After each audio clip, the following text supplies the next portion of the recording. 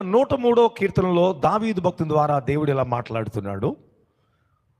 103వ కీర్తన 11వ వచనంలో ఇలా వ్రాయబడింది.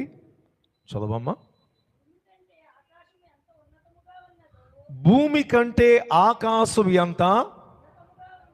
భూమి ఎక్కడుంది, ఆకాశం ఎక్కడుంది? దావీదు భక్తుని ద్వారా మాట్లాడుతున్నాడు. భూమి కంటే ఆకాశం ఎంత ఉన్నతముగా ఉందో ఆయన యందు భయభక్తులు గల వారి ఎడల ఆయన కృప అంత అధికముగా నీకు ఇస్తాడు. జాగ్రత్త వినండి. ఈ దినాలలో చాలా మందిలో భయభక్తులు పూర్తిగా పోయినాయి. మర్చిపోవద్దు, నీవు దేవుని పట్ల, పరలోక తండ్రి పట్ల ఆయన నా తండ్రి, ఆయన నా కాపరి అని ఆయన పట్ల ఎవరైతే భయభక్తులు కలిగి ఉంటారో దేవుడు గారికంట అంత ఉన్నతమైన కృపను దేవుడు నీకు ఇస్తాడు. అంత కృపను దేవుడు నీకు ఇస్తాడు.